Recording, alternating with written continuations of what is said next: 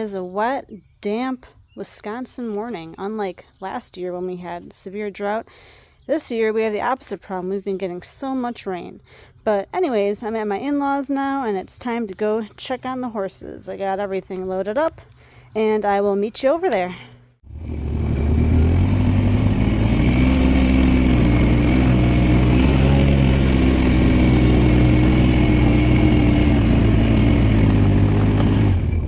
Now, normally I wouldn't keep Boone separate, but since Peachy had her baby a few days ago, it's a good idea to keep them separated just because you never know how horses will behave. And not that Boone's a bad boy, but it could be very easy to injure the baby. Okay, it's time to go check on Mama Peach and her little baby. Morning, guys. I love you. Oh, you guys did a lot in here last night. I'm going to have to really clean this up. Hey, girl. Yes, you are a very good mama. Let me give you a little treat, darling. There you go, sweetie. Good girl. Hi, baby Palace. Hi, darling. You little cutie.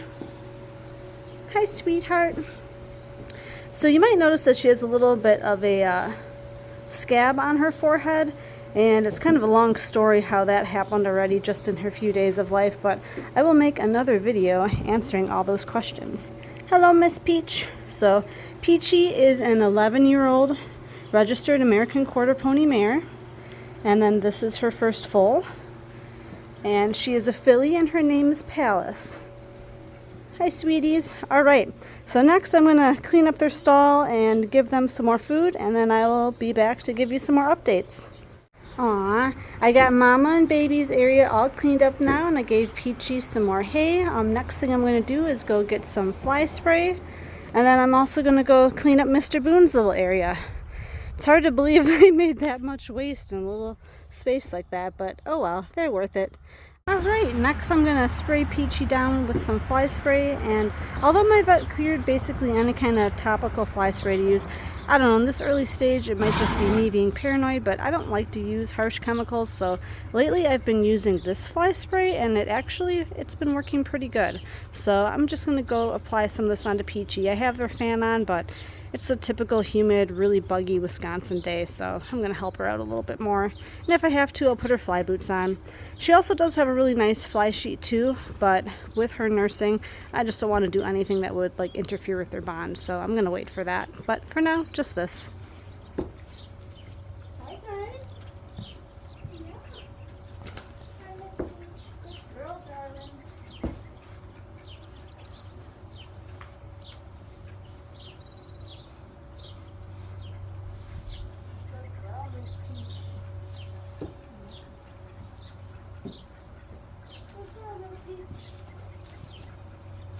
I gotta get your other side, sweetie. Baby thinks that your food is bedding, yeah? Good girl, sweetheart. Let me just help you out. There you go. Good girl, sweetie. Alright, next I'm gonna go clean up Boone's area, and then I'm gonna put some fly spray on him too.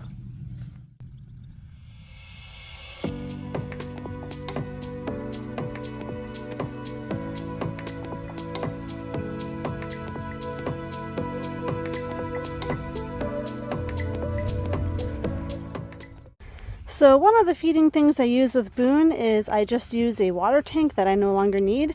And then I got this slow feed hay net topper from Hay Burners, which I really love. I have tried so many different things and setups, and so far this has really worked the best for me in our setup. As you can see, he's already enjoying it straight off the sled. What I really like the most about these Hay Burners slow feed hay toppers is that they promote a natural headset for the horse, because one thing I noticed with Boone was that he started to figure out to shake his hay nets, and as we all know, that can cause neck problems with horses. So I really like that this setup encourages a natural head position, and it also uses a nice soft rope so you don't have to worry about damage to their gums and teeth. It was a very easy setup and assembly. I just had to drill some holes, put in some heavy duty zip ties, and then they came with like these snap brackets that you just clip around onto here. And so far, like I said, this has been by far the best setup that I've had. Okay, I have it all looped around and snapped in, and that's it. It does keep it a little bit loose so that you can really fill it up with a lot of hay or a little hay, and they're never really having to strain to get anything. They can always just push their nose on it and always get as much as they need. Alright, Mr. Boone is now all decked out in his fly gear, so hopefully he will have some relief now. What I did was I first brushed him very thoroughly. It's always better to start off with a clean horse, or as clean as you can get them before applying fly products. So what I used for him was the same fly spray I used on Peachy, the Espree aloe one. For being like a natural type fly spray, that one actually works pretty good. And then what I did was, for whatever reason, I guess it's maybe kind of similar to how people are. Some mosquitoes like the way certain people taste better. I think some bugs like the way horses taste better, and Boone must be very tasty because the flies and bugs seem to really bother him, and they especially love to bother his little man bit areas, his pee-pee area. So what I do with that is I put on a glove and I use a bunch of SWAT ointment and just rub it all around that region for him, which he really appreciates. The other thing I find that works really well for me, and I have tried so many different brands of fly sheets and fly boots, and these are the brands that I really like. The Rambo Horseware Ireland fly sheets are the best. I cannot think of any fly sheet that is more breathable, more durable, just fits them the best. This has been my favorite one. And of course, no, I did not pay full price for this one. New, they're usually around $200 or a little over that. I got it off season on sale for less than $100.